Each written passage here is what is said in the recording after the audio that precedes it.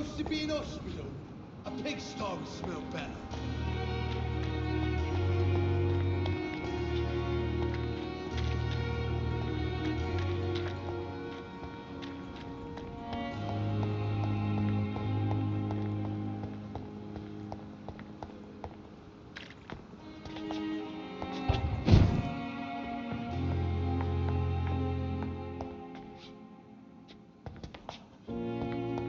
Strickland's project could be dangerous.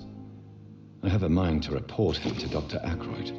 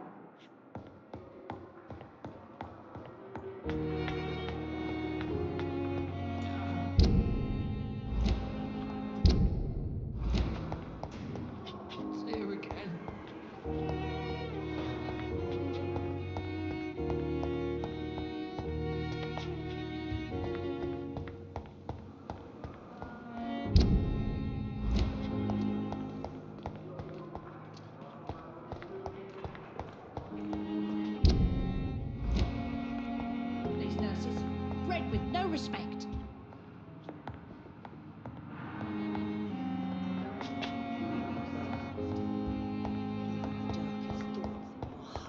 My blood and soul, they belong to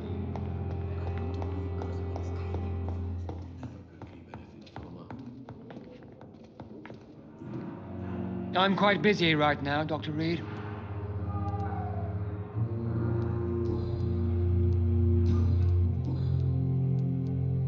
Do you think Dr. Strickland has any chance of curing the Spanish flu by himself? His wish to cure the sick is not driven by pride, but by an idealistic view about our mission here. Honestly, I don't know which is worse. You consider him a good practitioner, yet you will not report his methods. Strickland may be a rival, but I will not use dirty tricks or regulations to prove him wrong. We are doctors, not politicians.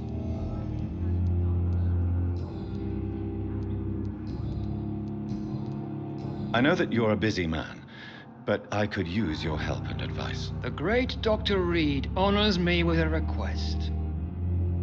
What is it exactly? Dr. Strickland devised an experimental drug for the Spanish flu that he asked me to manufacture. You know what I think of fringe medical experimentation. That's exactly why I want you to keep the result, Doctor. I made sure it won't harm anyone, but I'd like you to take care of it. I see. Put it in my cabinet. I'll give you the key. I'll make sure no one uses this medication by mistake. I'll do that. Thank you for your help, Dr. Ackroyd. Thank you for your trust on the matter, Dr. Reid. Thank you for your time. We'll talk later. But in the circumstances, I'm willing to give you the benefit of the doubt. I will not let you down, my boy.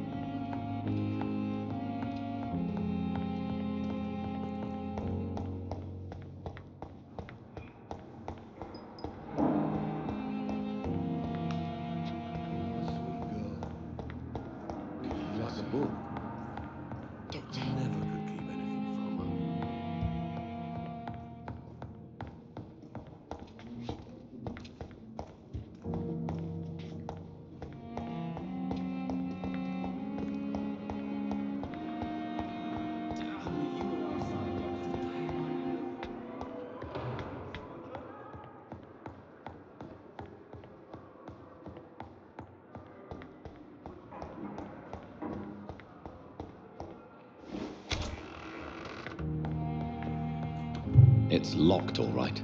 Now that Dr. Ackroyd has been warned, he should make good use of this formula.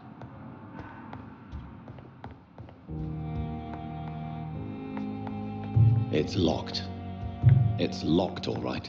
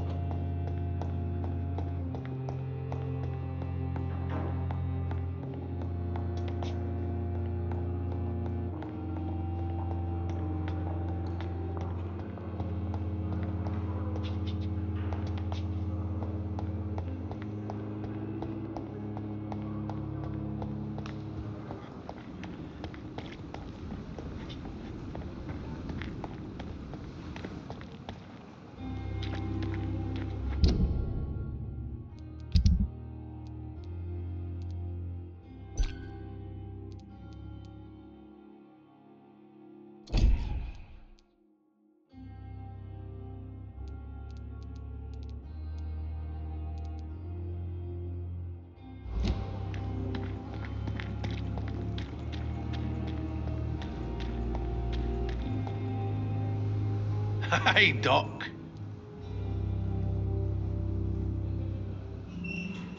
You're lucky to be alive, Mr. Cox. I hope you're starting to take better care of yourself. This place is full of sickness and decay. How could I get better in such a dump? Consider yourself lucky that I'm treating all of my patients equally. But don't push your luck. Don't play the innocent with me. I'm sure you have good reasons to act this way.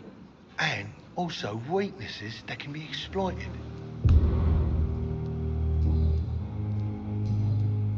I'll leave you for now, Mr. Cox.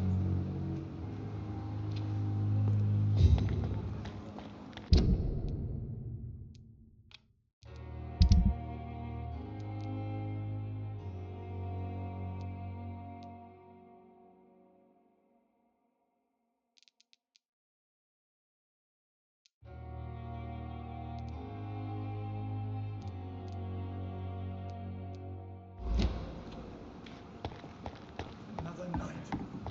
Surely I can endure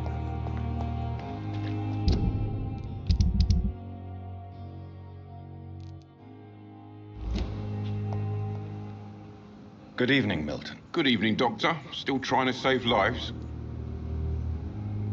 Do you need any medical help, Milton? I'm afraid I do. Like everyone in this hospital. It's a sad state of affairs when even the hospital workers are worried about disease. Our job brings us into contact with all kinds of infections, Milton. There's no shame in being ill while you're in a hospital. That's easy for you to say, Doctor. I get the feeling you don't fall sick often. Well, thanks, anyway.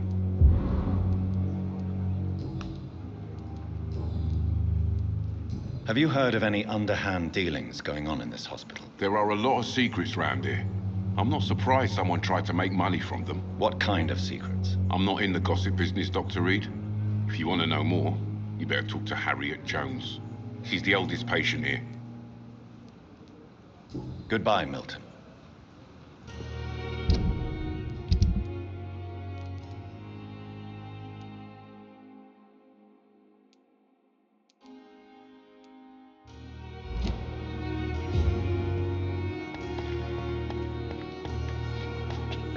Perhaps I should have considered the offer from that Cadogan fellow.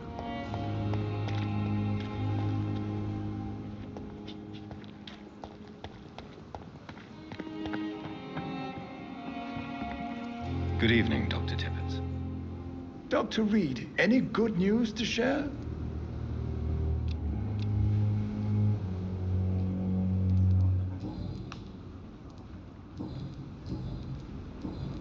Goodbye, Dr. Tippett.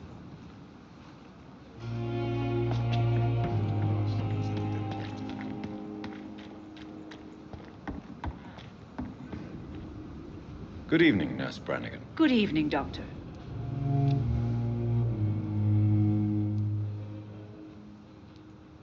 Have you seen a strange man visiting any of the nurses here? I've never heard of... Goodbye, nurse. Call me if you need assistance. Good evening, Nurse Brannigan. Good evening, Doctor. Do you require medical assistance, nurse? I will be fine as soon as I can get some sleep. Nurse, you won't be able to help people if you're sick. Take this, and do try to get some rest. I'll try, Dr. Reid. Thank you.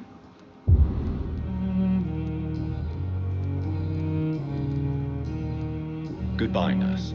Call me if you need assistance.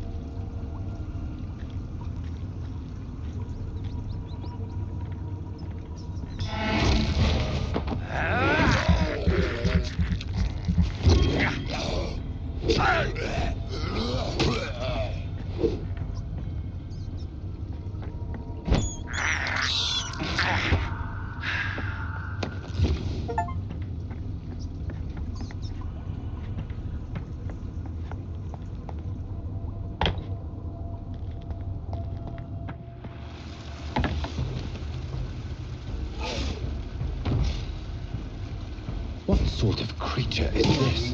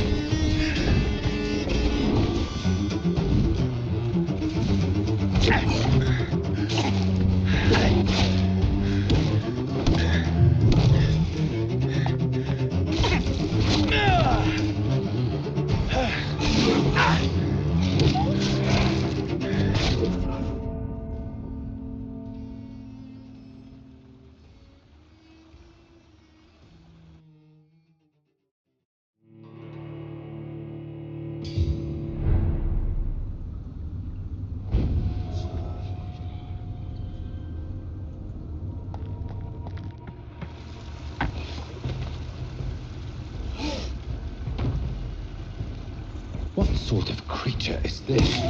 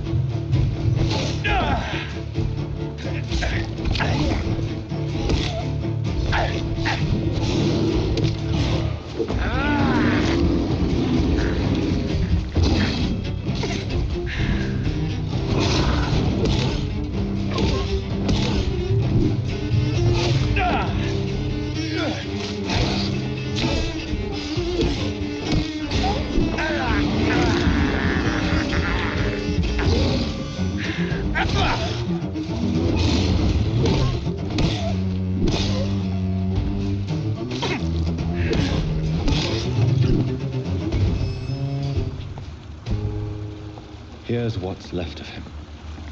Not a lot to check, but I should anyway.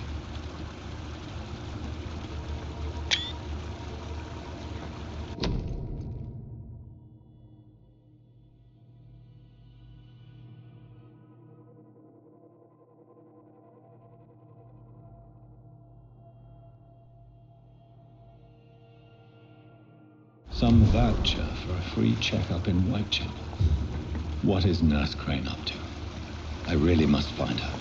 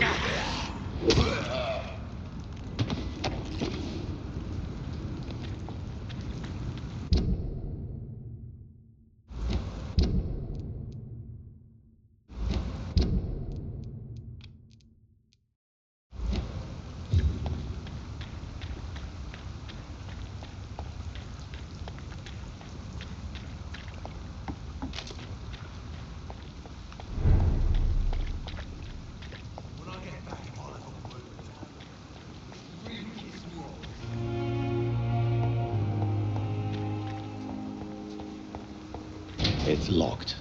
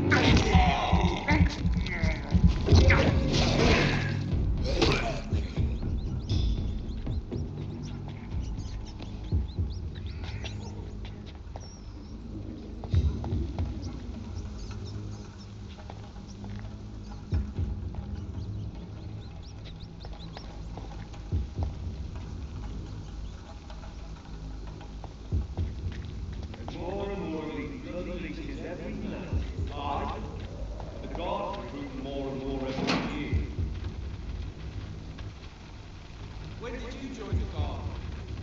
2 days ago. This is my first patrol.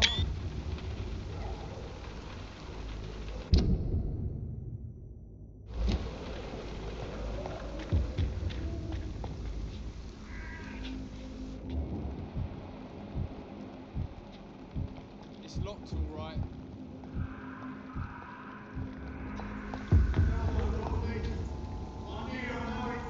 Not a good place for a stroll.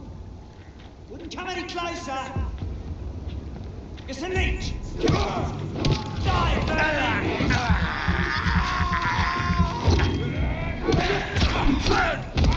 That leech is fast.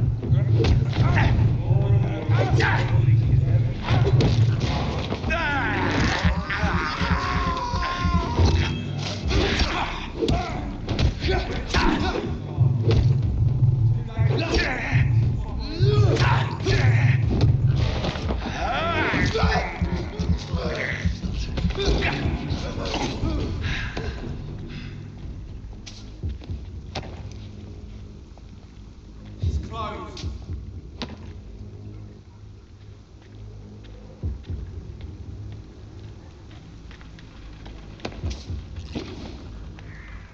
It's locked all right.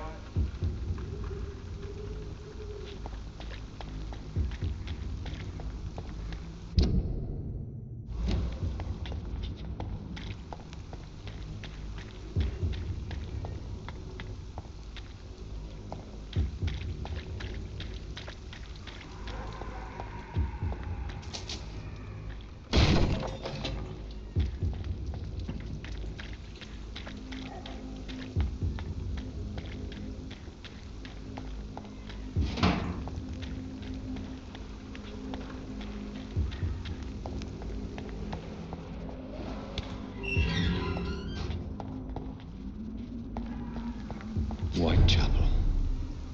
This neighborhood is linked somehow to the kind Lady Ashbury's blackmail. First, let's find this Petrescu fellow.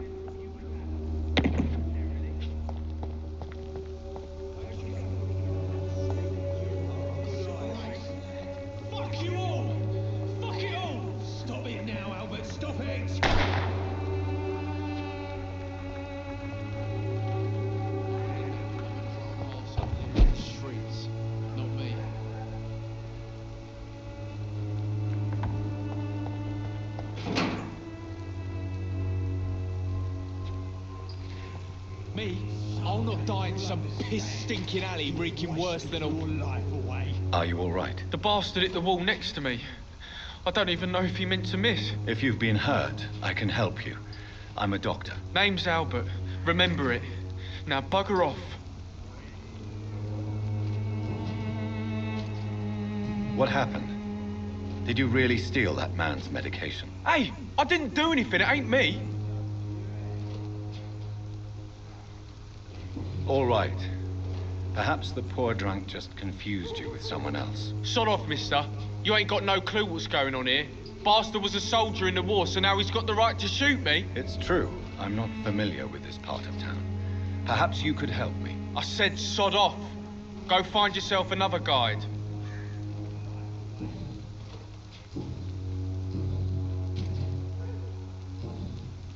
Do you know Nurse Dorothy Crane from the Pembroke Hospital? If you know anything about her, I'd appreciate it. Never heard of her. She's pretty, I'll keep an eye out. Goodbye, young man. Me, I'll not die in some piss-stinking alley reeking worse than a week-old lavvy. What? Shooting a boy in the middle of the street. Not the best thing to do, wouldn't you say? What? You saw what happened? Who are you? I'm Dr. Reid, and I'd like to ask you a few questions, if you promise me to set your gun aside. No. Look, I'm not a violent man. I'm Benjamin Palmer, doctor. And no one can help me. Not even you. What can you tell me about this place? Nothing to say, really. This is where I used to live, and this is where I live now. You don't have anywhere to go? No family that would welcome you? Not since the death of my wife, Albert's mother. She was sick, you see. Long before the flu and all this shit. You mean you used to have a better life? Yeah, I had a wife, a home, and a job. I even used to have a name. And now I'm just Ben. Ben the Tramp. Perhaps you could focus for a moment and tell me your troubles. I'm sick, broke, and my son just stole my pills. Everything's coming up roses. Do you know Nurse Dorothy Crane from the Pembroke Hospital? Have you heard anything? It's funny, I've been searching for her too. I need some pills. But the woman is a phantom, if you ask me. Really? And why is that? Word is she ain't real. She's a cover for some doctor who runs an illegal dispensary for migrants. Whatever the boy did, I'm sure he didn't deserve a public execution. I swear I didn't want to hit him. It's just that I'm sick in the head, you see, and the boy just frayed me last nerve. What is it, Benjamin? It was the war, wasn't it? Your nerves are shot, aren't they? I need some answers, Private. From one soldier to another. The doctors called me a liar, a coward. Put me in a straitjacket, locked me up. Finally, they sent me back to the front lines with a handful of tablets.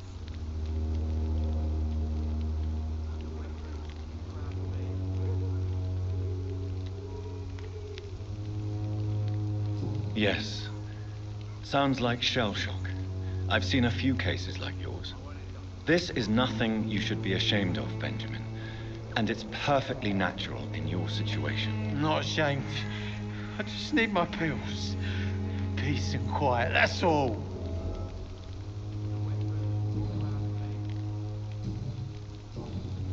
A gun, alcohol, and a bad temper make a terrible cocktail, sir. Goodbye for now. Me, I'll not die in some piss-stinking alley reeking worse than a week-old lavvy.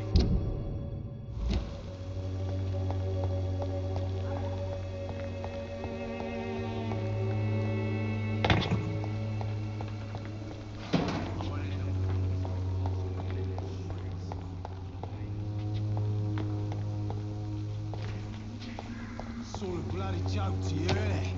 Stupid drugs for the sick and suffering.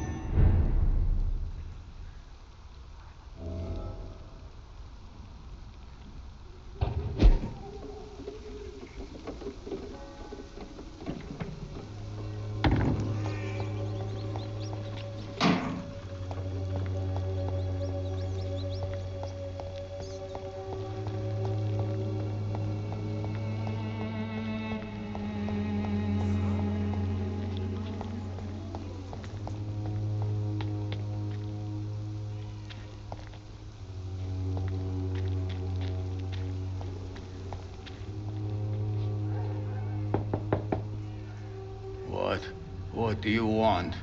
Leave me alone. Good evening, sir. I'm Dr. Reid. I'm looking for Nurse Dorothy Crane. There is no Dorothy Crane here. Now, goodbye. I'm afraid this medical leaflet says the opposite, sir. Really? Well, I'm afraid I'm going to close this door right now. Go bother someone else, Mr. Doctor. To enter that house, I must discover who this man really is. Maybe I could start by observing what he's up to.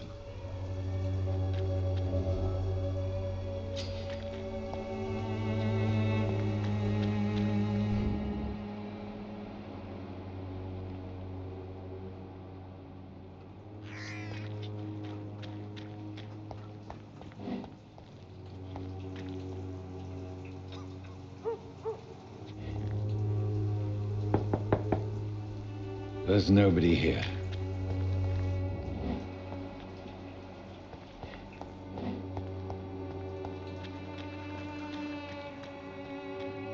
It's locked, all right.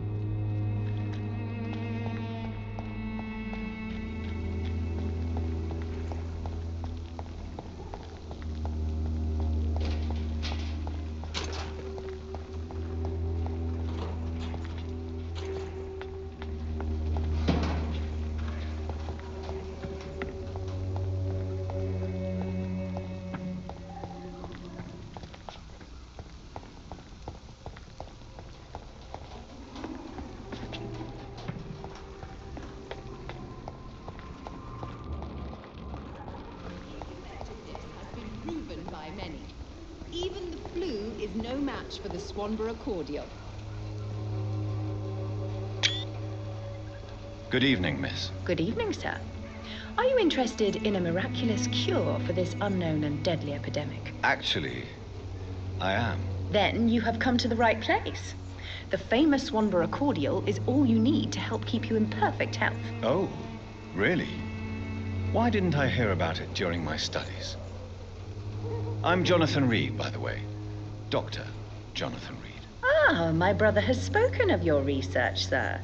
I'm Loretta Swanborough, and it's always a pleasure to meet a fellow healer. Tell me, who intrigues you most in Whitechapel? The region itself is something to see, but I would say Camellia the mute florist who gives away her flowers. What do you think of the locals? Most of them are afraid or desperate. They all come to me eventually for my remedy. Is there anyone I should avoid? Cadogan Bates, without a doubt. The bloody bastard remorselessly exploits poor migrants as soon as they get here.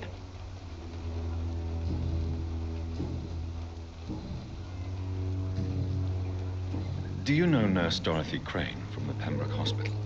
I'd like to know more about her. I don't like to talk about competition. Competition, you say? Never met her, but it seems she provides some sort of medical care to the poor. The whole thing has to be some sort of scam, if you ask me. Goodbye, Miss Swanborough.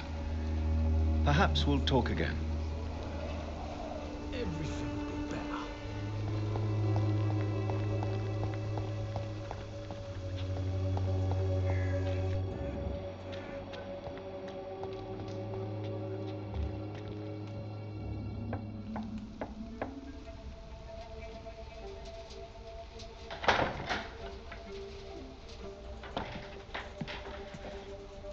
A strange man was at the door with a pass for our medical facility. I refused him entry.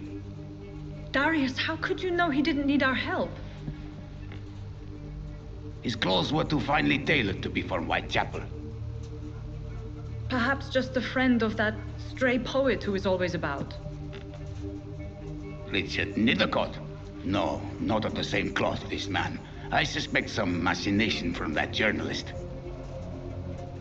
Clayton Darby. Is he still asking questions? Yes. I saw him drifting around St. Mary's Church. I swear he is tracking me just downwind.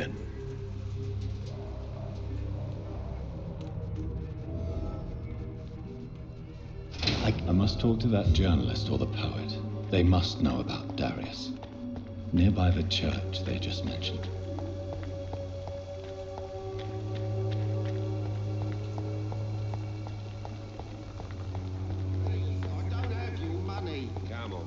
You know the game, you pay for peace of mind.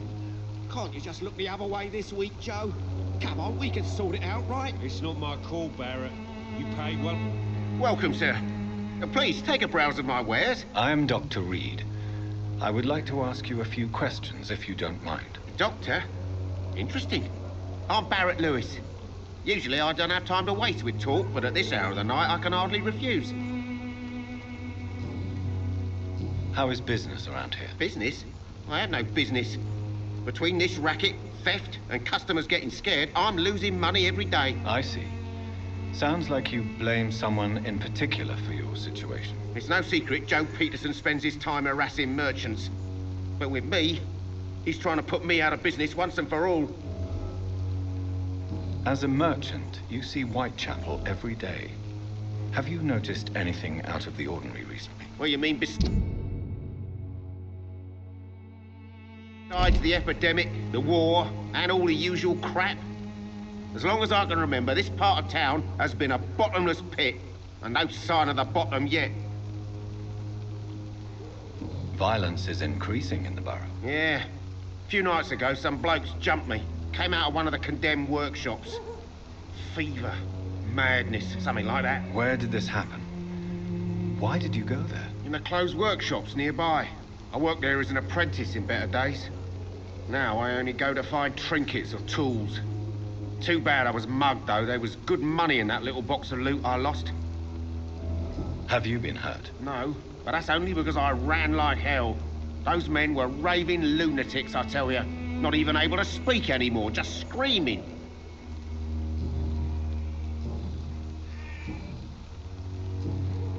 Have you heard of a nurse called Dorothy Crane? Nurse Crane? So the bitch really is a nurse, then? Always thought she was just some crafty foreigner, that one.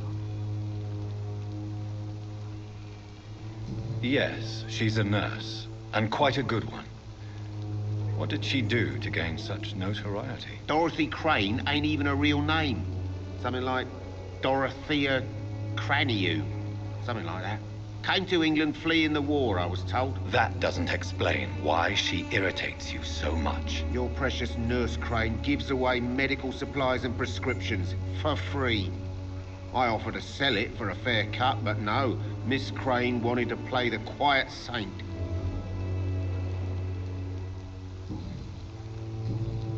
Goodbye for now, Mr. Lewis.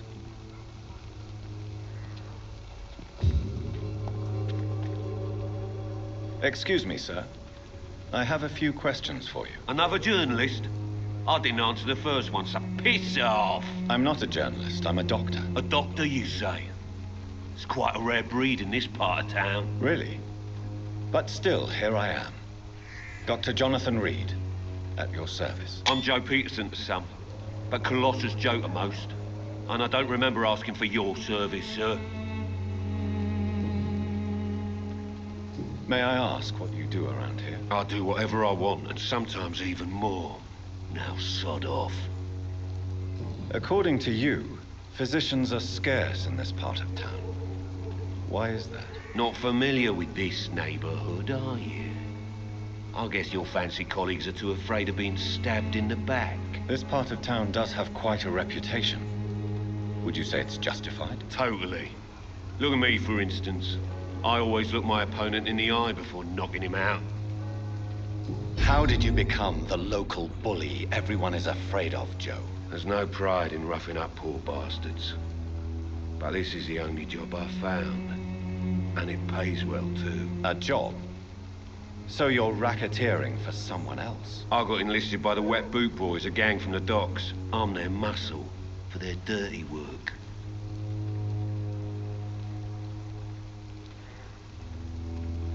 You survive at any cost, even at the expense of others. Perhaps that's just the law of nature. I don't care what you think, sir. I do what I have to do for my own reasons, and that's that. I'm not sure Mr. Lewis would agree with your by all means necessary philosophy, sir. Oh, do you really think he's the poor victim here? Barrett can be as sneaky as anyone. Long ago, I even called the bastard my best friend.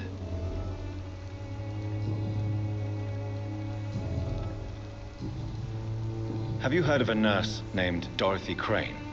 She's a colleague of mine, and is supposed to live around here. Dorothy Crane? Yeah, I know her. One of the few good souls who dare to help the sick around here. Could you please tell me more about her? She's a nice girl. Tries to help the migrants. I offered to give her a hand, but she said my reputation would attract too much attention. Goodbye, Mr. Peterson. I should never have taken up my father's business.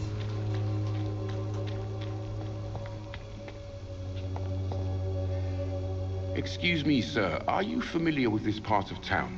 Name's Clayton Darby, reporter. Sorry, I'm new to Whitechapel. But perhaps you could help me, since you're a journalist. My name is Jonathan Reid. Dr. Reid, the famous surgeon. I'll gladly help if I'm able, sir.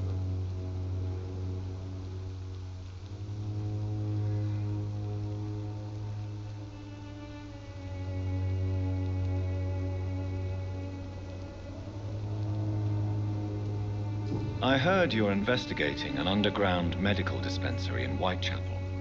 What do you know about it? Not much, I'm afraid. They are wary of strangers, and I'm not really an acquaintance of theirs. Why do you care?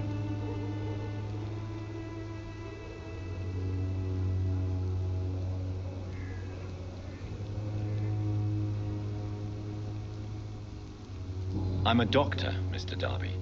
I care about everything involving public health and this epidemic. Are you sure you're not just concerned about the repercussions that a scandal involving a certain Nurse Crane from the Pembroke Hospital would bring? Without a doubt, you are a damn fine journalist, Mr. Darby. What do you know of her accomplice, a man named Darius? I don't know much about the man. He's very cautious, never goes out, doesn't seem to have any friends or family. He never goes out? No. A few days ago, he unexpectedly did. I followed him, but it was just a ruse to keep me away from his house. Really? How do you know? He went to the nearest mailbox, but just before posting his letter, he ripped it up and threw it away. He has no relatives at all? No. Except for that strange man, a poet named Richard Nithercott, who sometimes comes by. Darius would never let him in. Where can I find this Mr. Nithercott? He spends most of his time lurking around Whitechapel, talking to himself or declaring verses. These days, you can usually find him behind the church.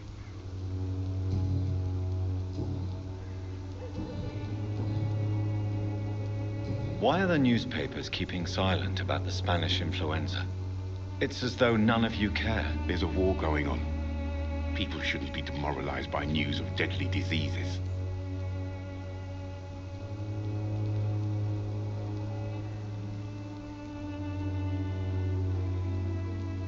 I served in France. Our top priority must be to put an end to this butchery. This war must stop now. Sir, streets are a battlefield too. An invisible and untold war is going on, and it must be stopped. Have you any idea of the danger you face in these streets at night? I've had to run and hide more than once from frenzied mobs incensed by the fever. Do you think the flu is really responsible for this, Doctor?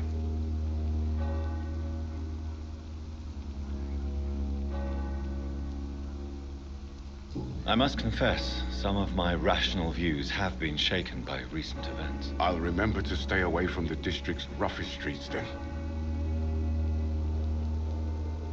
What is a journalist doing in this borough after sunset? He goes where none of his colleagues would dare to go, to inform the country.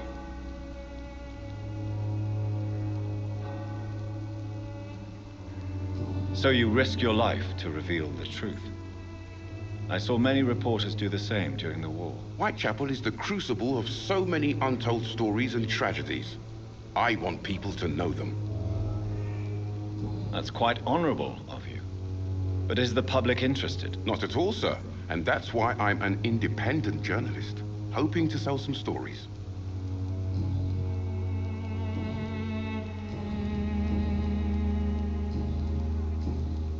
Goodbye, Mr. Darby. Farewell.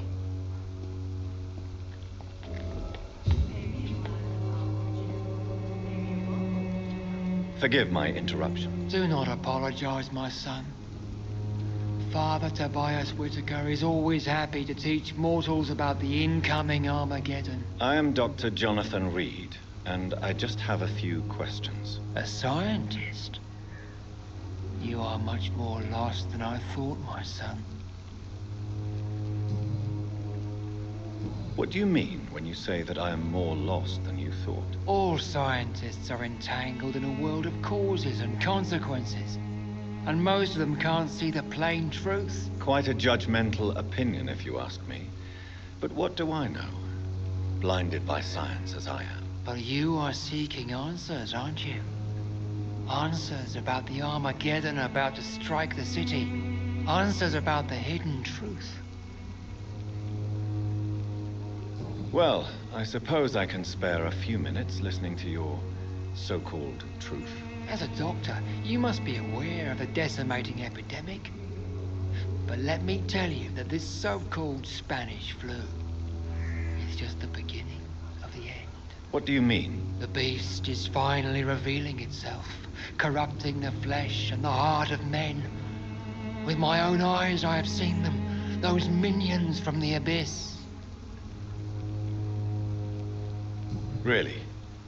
And what would be your answer to this biblical threat? We must fight the disease before this legion outnumbers us. But not with scalpels and microscopes. No. What is left then? Cleansing fire.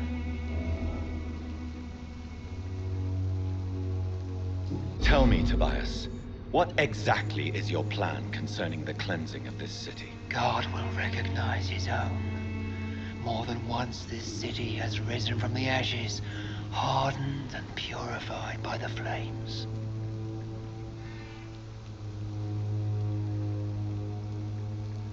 Purification by fire has proved useful, but where do you stop? Burn the clothes? The buildings? The corpses? Worse? Your lack of faith is predictable. But my task is to convince rational minds like yours to see the light. This is God's will. You're mad and dangerous. You're nothing but a soulless butcher, a small-time Torquemada, the Savonarola of Whitechapel. My son, if you think salvation is a free gift, go listen to the lies of that pompous fool, Joseph. Joseph, a fool? Vicar Larrabee of St. Mary's Church. While he continues preaching his fraudulent redemption, more and more people die in the streets. What do you mean when you say that I'm... Also, quite you.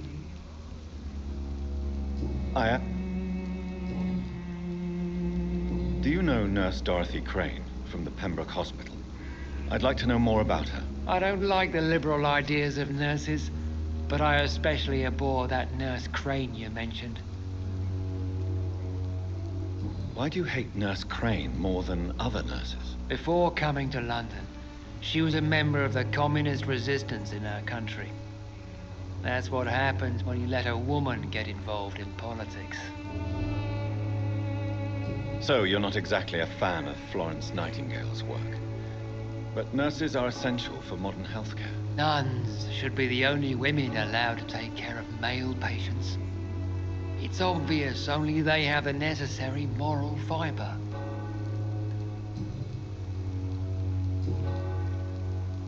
Have you any friends? Any family left in these terrible times? No. But I have a disciple I see as my son. He is so devoted. I sent him to preach the good word in the heart of this corrupted city. Where did you send him? I sent Samuel to the Stonebridge Cemetery, where the pestilence and evil grows night after night. You sent him on some preaching crusade during the epidemic. As a true believer, Samuel will fear no evil while he walks through the valley of the shadow of death. I have heard enough for tonight. Goodbye.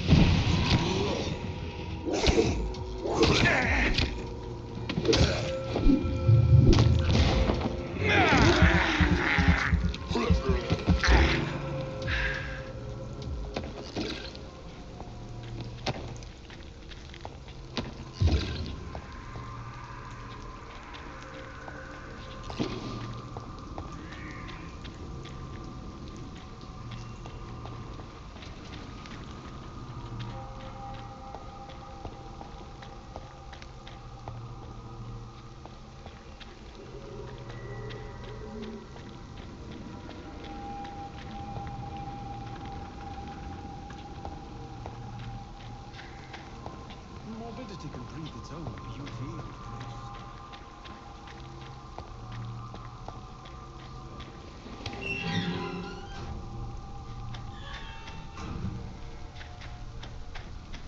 Some of us come to this world already touched by grace. Good evening, sir. I'm Dr. Reid. I would like to ask you a few questions. Please be my guest. Although I may not be the best informant regarding this part of town, my words speak about that which the eyes cannot see. Really? Are you an artist of some kind? I'm a poet, sir. Richard Nethercott, at your service.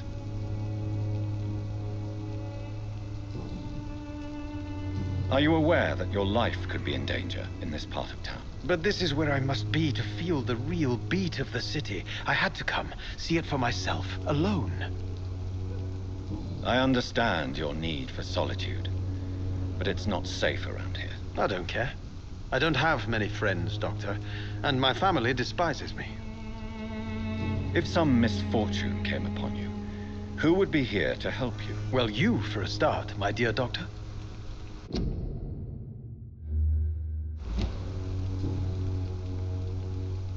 May I ask what you're doing at this hour of night, sir? Do you live here? Not at all. I'm just enjoying the pleasure of a quiet walk. Though night talks are always preferable, if you ask me. Especially with strangers. But are you not afraid of the epidemic? Oh, why should I? I see some equity in the Spanish flu. No flesh should be saved, say the scriptures. Good or evil, rich or poor, all are equal in the eyes of the flu. If you say so. But as a physician in a time of epidemic, I must caution you to avoid unnecessary exposure, sir. Thank you, Doctor. But we both know the seeker of truth has to go boldly where the weak dare not. What are your thoughts on the terrible situation in this city? Terrible, you say? No. Of course, the death of so many innocents is a tragedy. But the scourge has not been all bad for the city. Oh, no, sir. What are you talking about? Do you remember London before the flu? Noisy, cacophonic, quiet nowhere to be found. And now, listen to this oddly peaceful silence. Yes. The enjoyable silence of the grave. You have a unique perspective on the situation, I must admit. Most people fail to understand my perspective. I don't blame them. But how could I call myself a poet if I veiled my feelings?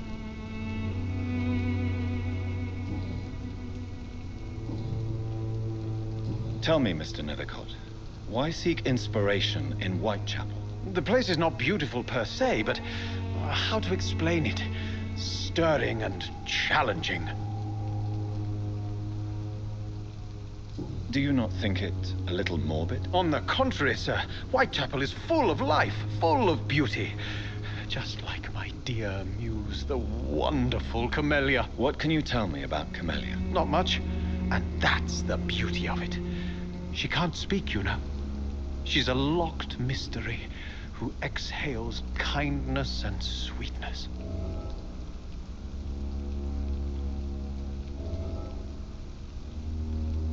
Perhaps you're just afraid to find out the truth about your muse. One day, perhaps, I'll ask her to come with me. But will she still be my wild flower of Whitechapel if she moves uptown? And have you ever tried to learn more about her? Where she lives, how she survives, whom she may know? Maybe I prefer she remains an enigma. Reality can be so dull, don't you think? In what way, exactly? The struggle by gaslight, the barren smiles and the arid hunger under the rain. If you say so. Such vibrant antagonism and vivid paradox. The stripped humanity raged across each street. Vivid, of course, yes. And what about the poignant distress? Oh, yes, the poignant distress. You see what I mean, don't you? That's what I want to write about, and that's what Whitechapel is made of.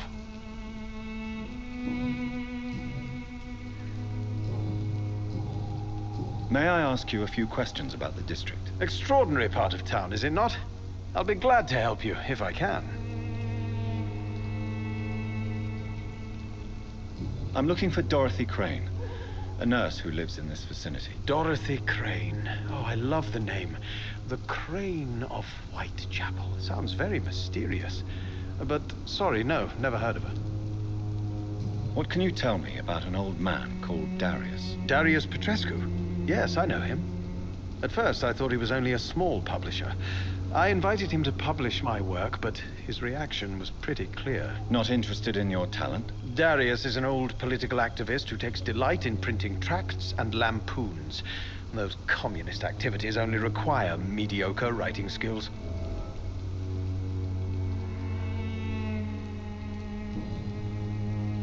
I'll leave you alone, sir.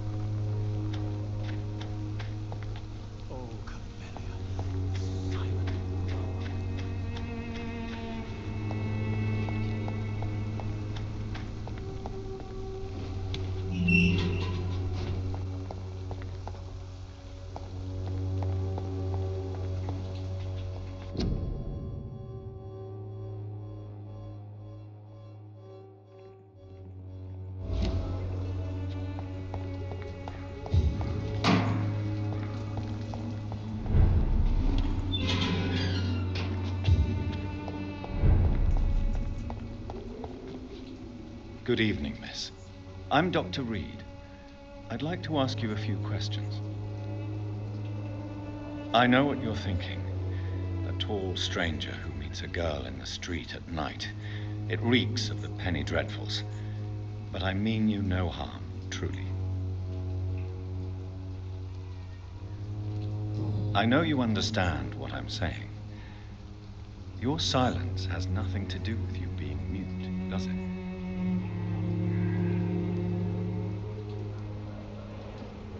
Camellia, I know you work for Dorothy Crane. Please tell me about her secret dispensary. A stubborn and mute comrade. Nurse Crane and Darius Petrescu have been clever. Tell me about Richard Nithercott. I understand he is quite fond of you, Camellia. Very well. Goodbye, then.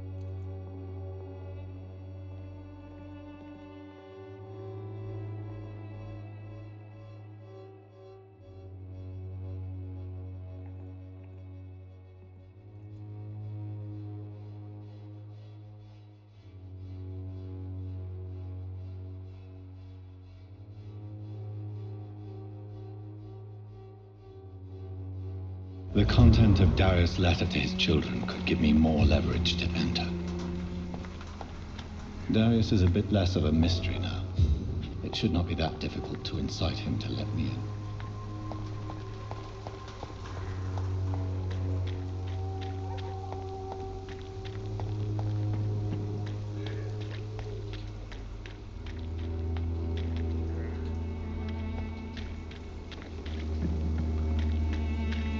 You look so pale, my lord.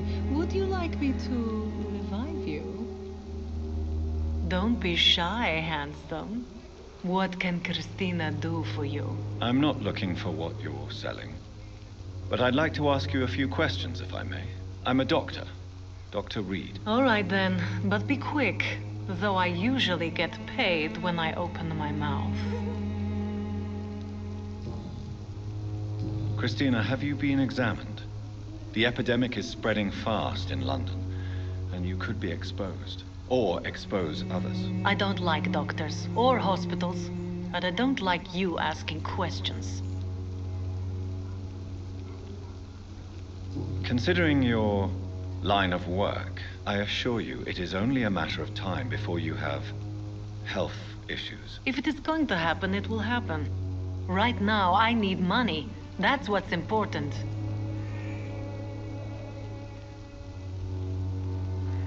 You can put your own life in danger, that's your decision. But what about your clients? If you're contaminated, you will put them in danger too. And you think that would worry me?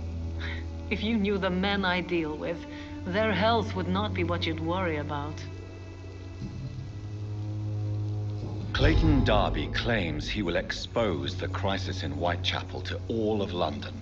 Do you believe him? I believe Clayton's courage will erode with time, until he finally leaves Whitechapel to start another fight somewhere else. Why this skepticism? How can you speak about starvation if you've never been hungry? Or about poverty, or anything else you have never suffered from? Are you talking from experience? I've seen your type come here to get a good fuck in a cheap room or a dark alley before going back to their fancy houses in the West End.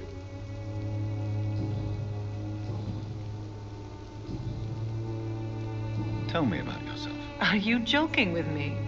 People don't usually come to see me for conversation. I have no interest in your work. I am, however, curious as to what led you into this career. Short story. The war, exile, and England. This country is not especially welcoming. I've been refused many jobs because of where I am from. I had few options left.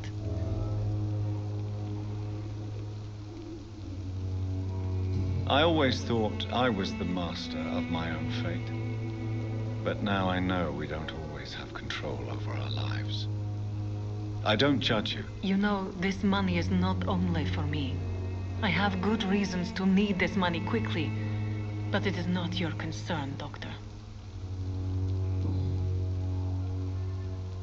Do you know Nurse Dorothy Crane from the Pembroke Hospital? Anything you can tell me about her would be helpful. I don't know her, but I know her name is Dorothea Crăciunescu. She came from Romania like me and many others. You seem to respect her. Dorothea helps the sick people of Whitechapel. Everyone should respect that. Goodbye, miss. Take care of yourself as best you can.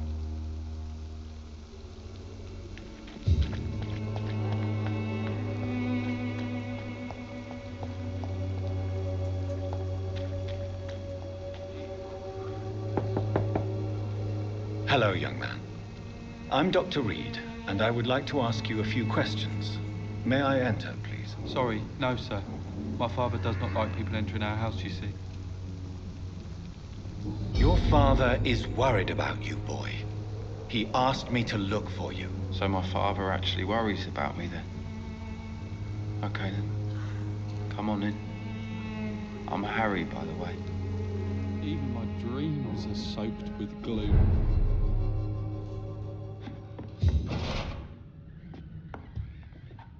So, may I ask you a few questions? I'm not bothered. What could be worse?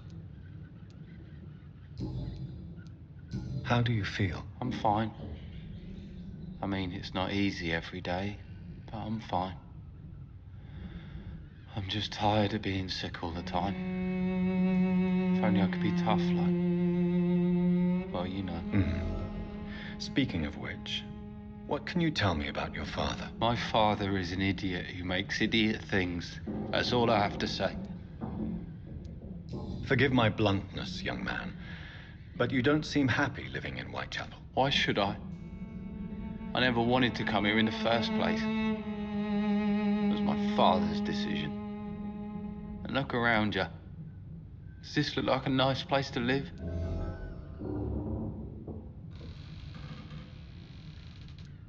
I'm sure your father did his best when he found this house. Times are tough for everyone, young man. That's exactly what my father says. Harry, you should be grateful for what you've got. But I wasn't even consulted when we moved here. If life here is so terrible for you, why don't you just leave this place? Have you ever spoken to your father about it? I don't go outside. It terrifies me so. I went outside once without my father noticing and I saw terrible things. Bloody and frightening things. So that's why you stay at home all day? For fear of the epidemic? I'm not afraid of disease or death, Dr. Reid. It's the living I'm afraid of.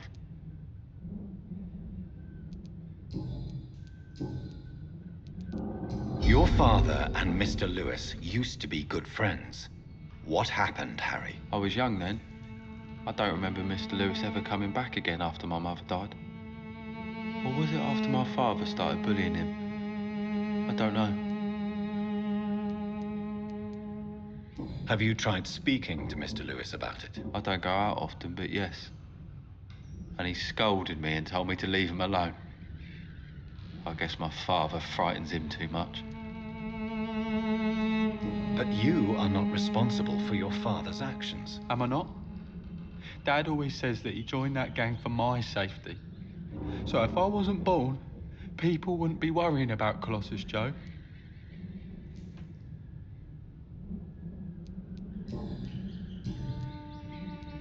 Do you know Nurse Dorothy Crane from the Pembroke Hospital?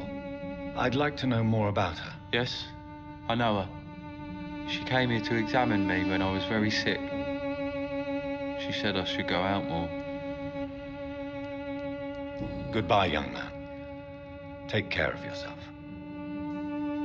Is there only pain and suffering in this world?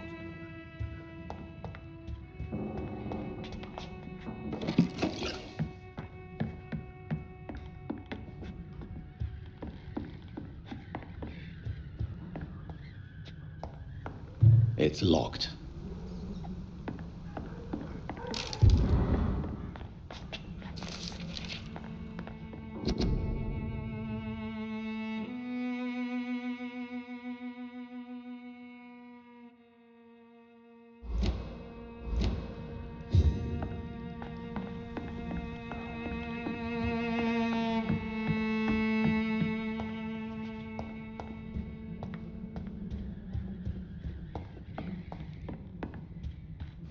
Even my dreams are so Please, Joe.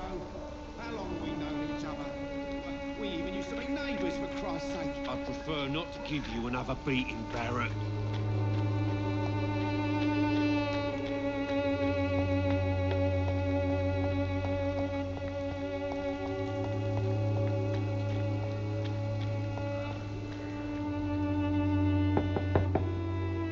Mr. Petrescu, just 1 minute, please. You again. Go away.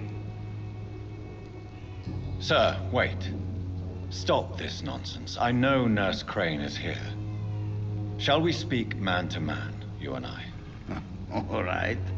Speak up. Don't you see we're on the same side?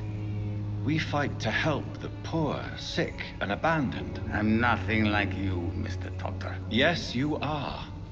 You too believe in providing medical care without charge. You know what we have to sacrifice to make the world a better place. I have to admit your words have conviction. All right, I'll let you see Dorothea. Don't make me regret this, though.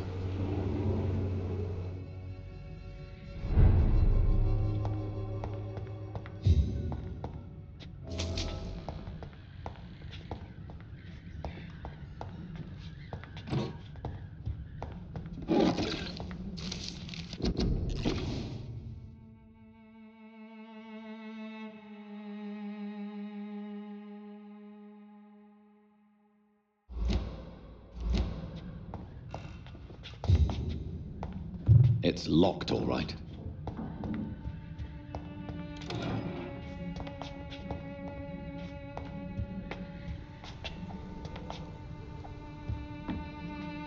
If you want to talk to Dorothea, you must go across the courtyard and take the stairs. We've not been formally introduced. May I ask your name and occupation, sir? I am Darius Petrescu. I'm here to keep snitches and spies away from Dorothea. And I also run this little print shop. So Dorothy's real name is not Crane? Like myself and many people in this area, Dorothea is from occupied Romania. That's all you need to know. She seems important to the community. More than you can imagine. The West End does not want to hear of Whitechapel's misery. Dorothea is one of the few doing something about it. Tell me everything you know about Camellia, the mute florist. I do not believe in the afterlife, Doctor, but I'm almost convinced Camellia is an angel. She volunteered to give out our medical leaflets. Are you not worried for her safety? She is as brave as she is tough, and clever, too. If only I had met her when I was younger. Are you in love with Camellia, Mr. Petrescu? Don't be stupid. If I had met her when I was younger, we could have won our revolution. Who is she, really? Do you know where she's from? She's not from around here, that's all we know.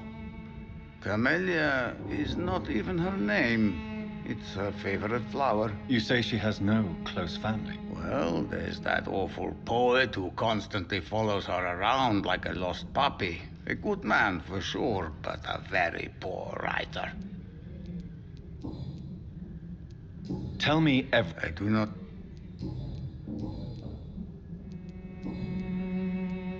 Do you have any family left, Mr. Petrescu? children or grandchildren? Who knows? I have abandoned my people for so long, they might as well be dead. As dead as I am for them, I suppose.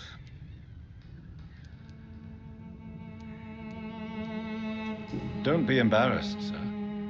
If you must know, my own father disappeared many years ago, and I forgave him. It's quite awkward to talk about our families like this, but thank you, Dr. Reid. I appreciate your trust. This war won't last forever. Did you ever think of returning to your country now it's free? No. I have taught strength and determination to my sons and daughters. I'm an old, dying man who only has memories of better times to cherish. How did you meet Nurse Crane, Darius?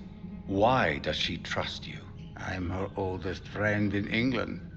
Dorothea and I share many ideas about this country and about the country we left. You mean occupied Romania, don't you?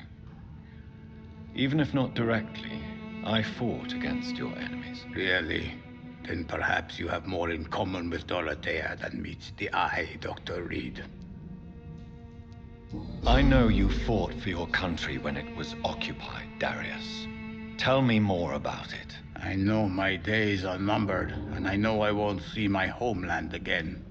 But I fought for Romania all my life, and I will until my last breath. But Romania escaped the grasp of the Austro-Hungarian Empire. It's a free country again. It is not a country I fought for. My homeland is not appeased, Doctor. And I still see a dark future ahead for my people. Goodbye, Mr. Petrescu.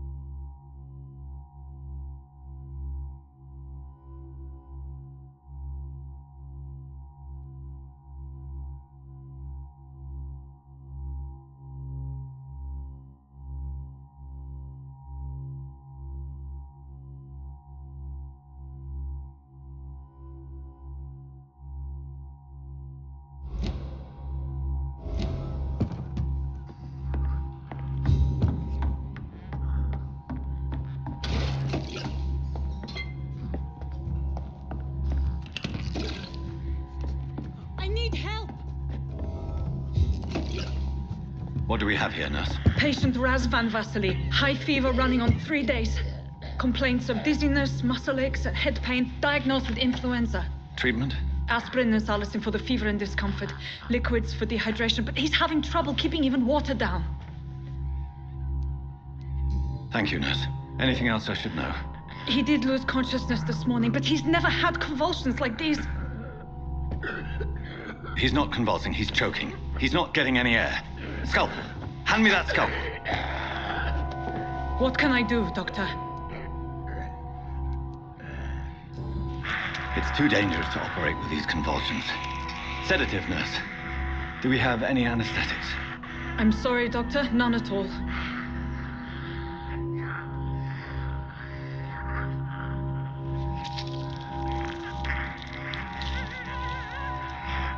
I need to perform a tracheostomy. Short pipe. That rubber tube will do. We're going to cut a passage for air through the neck. Yes, Doctor. He's breathing again, but he's coughing up blood. Internal hemorrhaging. I need to make another incision into the chest cavity to drain the fluids from the lung. Prepare another tube. A thoracostomy. Doctor, we've nothing to fight the infection. We need an aseptic environment. Right then, Nurse Crane. What do you suggest we do? I've no idea. I'm not the doctor. Time is of the essence. We need to perform a thoracic drain. Yes, Doctor.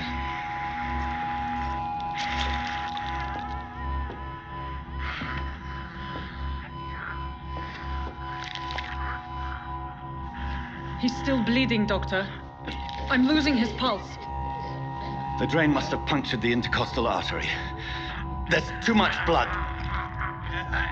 Are you all right, Doctor? I can't see.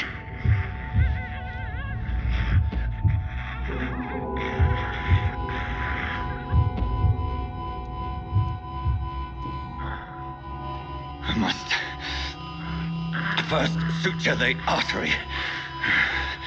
Find the wound. The source of the blood. Needle and thread, Doctor. Good. The stitches are holding. How's he doing? We're losing him. We've lost his pulse. He's dying, Doctor.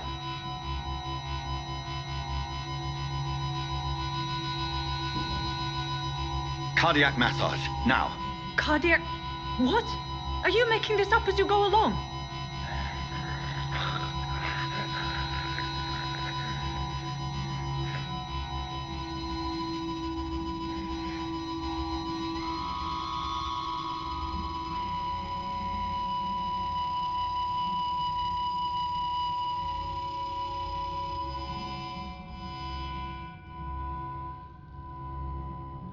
We've lost the pulse. He's gone, Doctor. Nurse, we did everything we could. Truly? Everything you could? Is that how you'll report this in your log? Is this how the war went? Piling up one poor corpse beside the next? This was not an influenza-induced seizure. I've never seen symptoms like these on the continent. Neither have I. But the previous symptoms leading up to this attack were the same, indistinguishable from the epidemic. No. There was something more vile in these reactions. Something primitive. There have been numerous reports of mental breakdowns caused by the fever that accompanies the flu itself, Doctor. Yes, but... I'd best take some samples of the blood for analysis.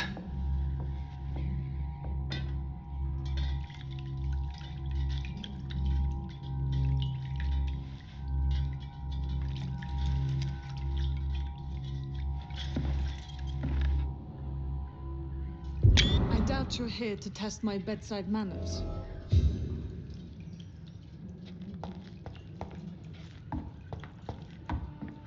So what do I owe It's this locked. I suspect it was more than intuition alone that led you to us. So, how might I be of service, Dr. Reid?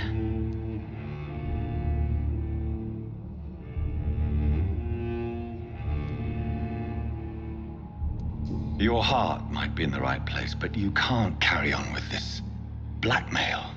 For God's sake, Dorothy, it's extortion. It's a serious crime. Doctor, you think your warnings scare me? I've stolen and plied, blackmailed and lied, but what else am I to do? I'm all these people have. But why Lady Ashbury? Why her, of all people? She's pristine and proper, all right. but that she-wolf in sheep's clothing murders the poor for sport. I have her where she belongs, and I'll milk her for all she's got. Dr. Swansea is a sensible and honest man. He wouldn't have refused your friend's care at Pembroke. It's easy for you to say, Doctor. These people cannot go to the police, nor to the hospital. They don't even speak English. They depend on me for everything.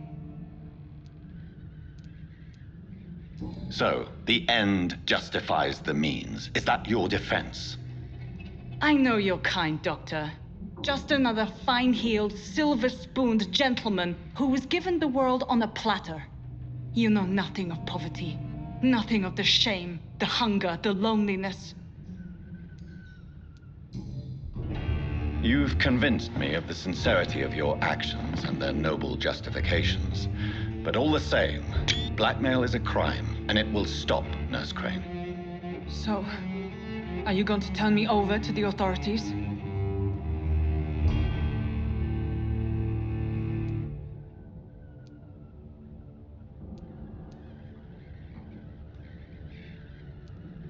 Listen very carefully, Dorothy. You will erase from your memory everything you pretend to know about Lady Ashbury and Pembroke Hospital. Let that rich bitch off the hook over my dead Nurse body. Crane, enough. Listen as if your life depended on every word. I know you've a generous heart who gives freely to those in need, but you shall walk away from the shadier streets of your business. I will never abandon... Dorothy, the discussion has come to a close. Your clandestine activities in the Resistance are over. Let it go. I'll let it go. Yes. All gone.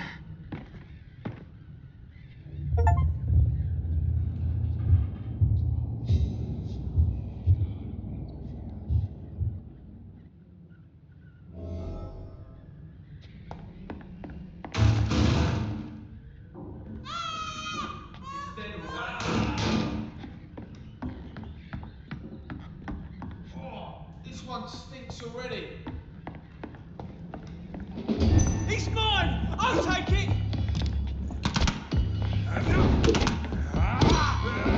It's mine! We have to stop it!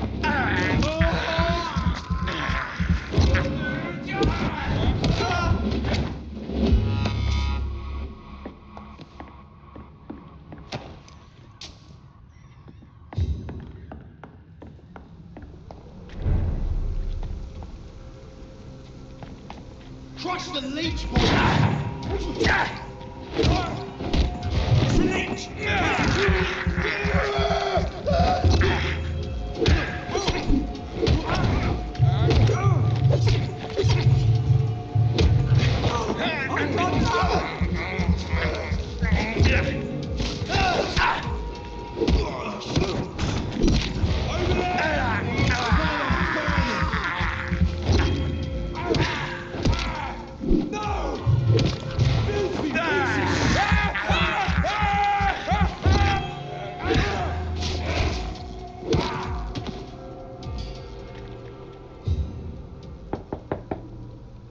Hello, Mr. Petrescu. Hello, Dr. Reid. Come on in.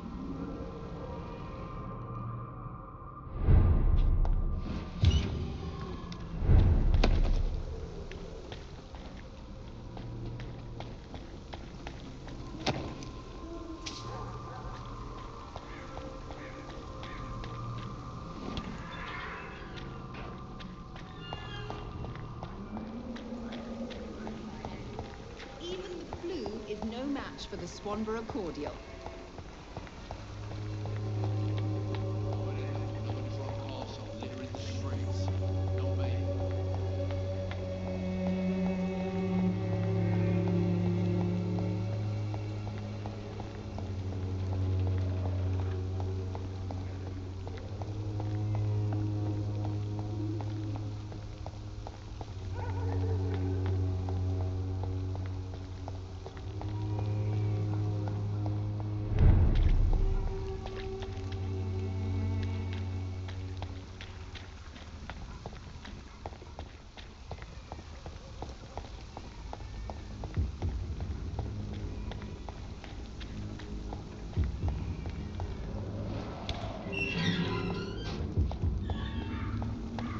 Human blood.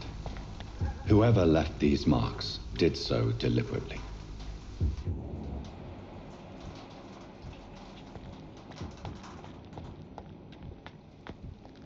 Kill it, boy!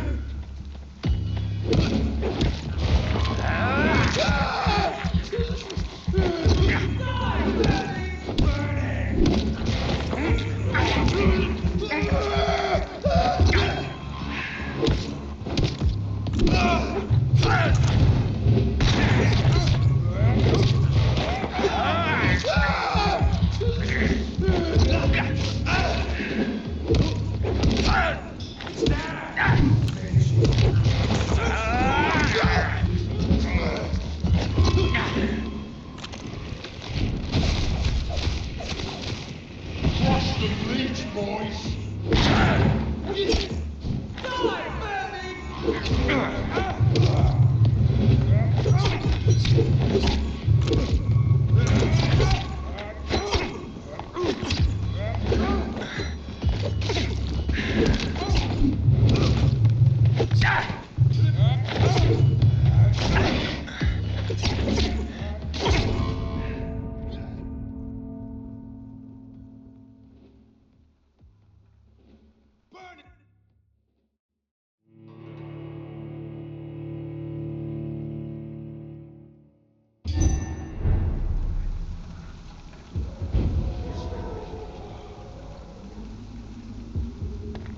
Human blood.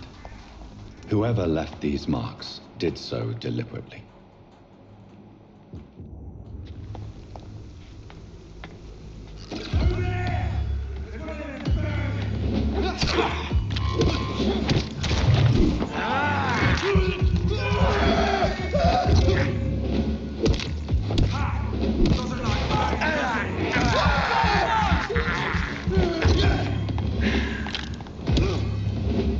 Cross the leech!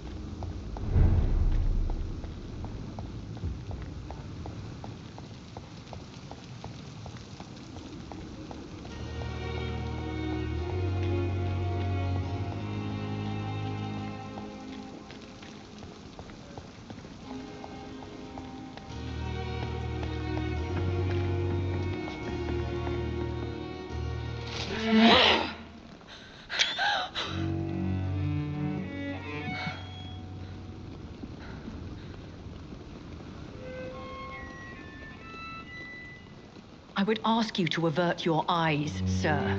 Or did you not know it was rude to stare? I knew it. Speak up, Dr. Reid. I like a man who speaks his mind.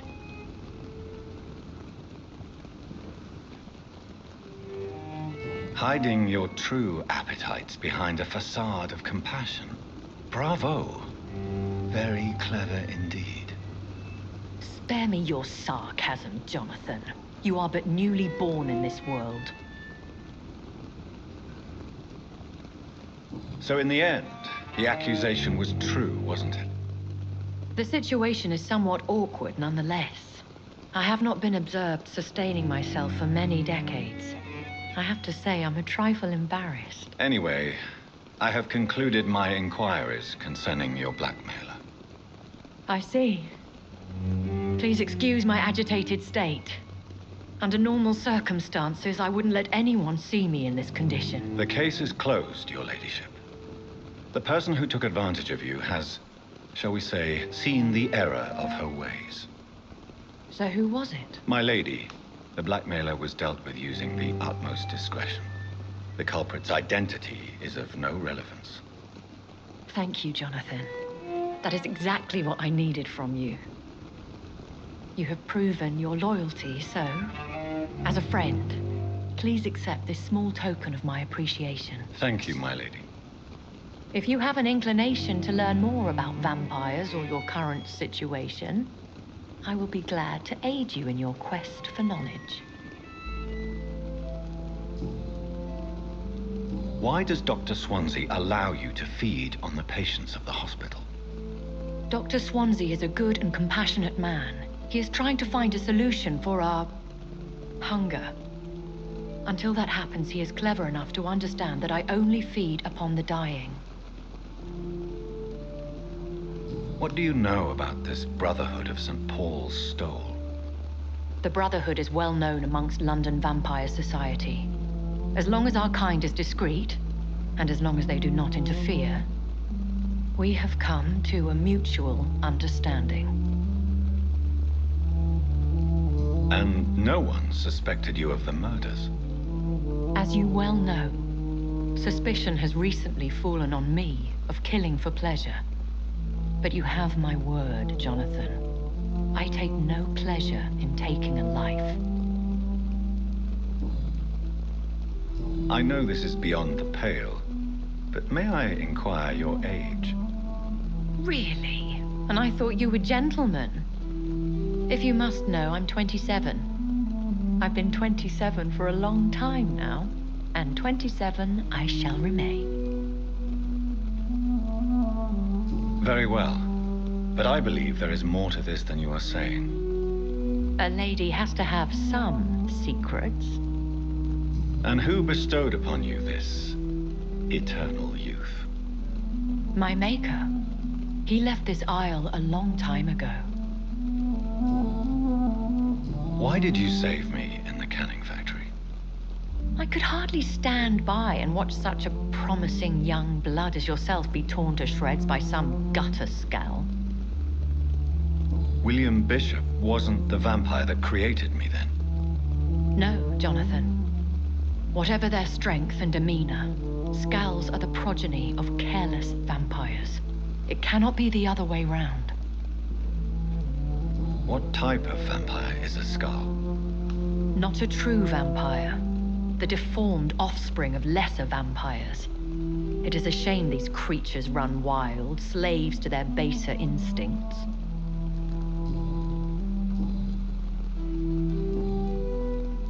I've been away from London and England for 3 years. This isn't the city I remember. Things have gone from bad to worse here, Jonathan.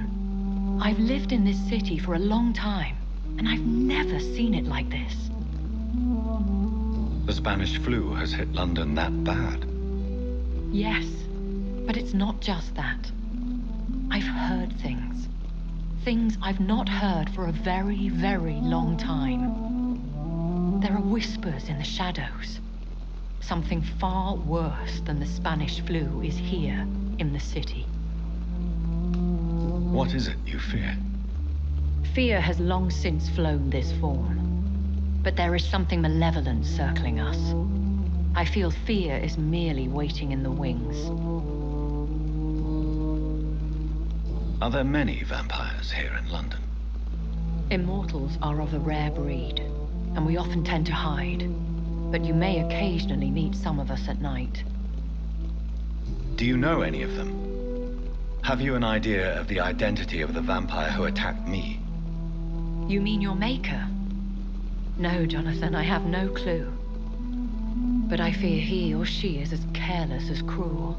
To let you discover your new condition by yourself. What do you mean? Every now and then, you may discover an immortal in the deep of the night.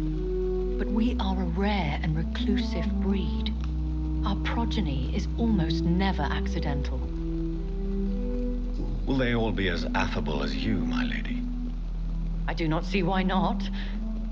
But remember, even the shark smiles before he bites. That sounds like a lesson from experience. Vampire politics are as intricate and sometimes tedious as a game of chess in a gentleman's club. I've learned from experience it is best to decline to play. When I awoke, changed, I was chased and attacked by vampire hunters. Prepared and well-trained. Though I can't be certain, more than likely it was the once glorious Guard of Priwen.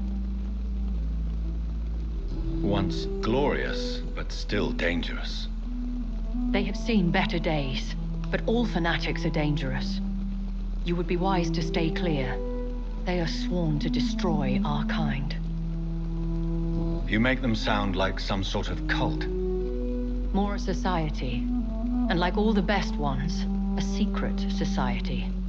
I thought them almost gone, but it seemed they have been recruiting.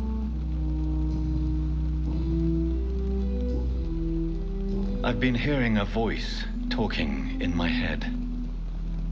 Is this some kind of insanity? It feels like the voice of the vampire that created me. Hush. Tell no one this. It would be unwise to talk of such things amongst British immortals. Speak no more of your maker. How could this cause offense? Only the powerful immortals can mentally call to their progeny. No vampire or hunter will sleep easy, knowing that an unidentified elder is stalking the streets of London. Excuse my forwardness, but are you my maker? Me? Goodness, no. Only a foolish immortal would create a progeny without taking precaution, and I'm no fool. A vampire? Is that what I am? What we are? Such a crude word, defined by penny dreadfuls and drunken hacks. No. You are now an Ekon, and that you shall remain. Are you an Ekon too? Yes, I am. We are the closest thing to what man refers to as vampires. Forget what you think you know about us. So we are Ekons. How can I identify us amongst other vampires? How to put it? All Ekon are vampires. But all vampires are not Ekon. We are but a branch of the immortal tree. I don't understand. Why was I created and then left for dead? That is a question only the one who made you can answer. It's not normal practice. I doubt even if you find him, he will answer you, considering how cruelly he treated you. So me being a vampire could have been a mistake. I very much doubt it, Jonathan. Contrary to the legends, it is not as simple to make another vampire by just biting someone. I'd like to avoid creating another vampire by mistake anyway. Tell me, how is it done? The process is dangerous. It could even kill your potential progeny. If you did decide to sire an offspring, they must drink of your blood, Jonathan. I bid you farewell. For now, my lady. I must quickly analyze the blood I took from Nurse Crane's patient.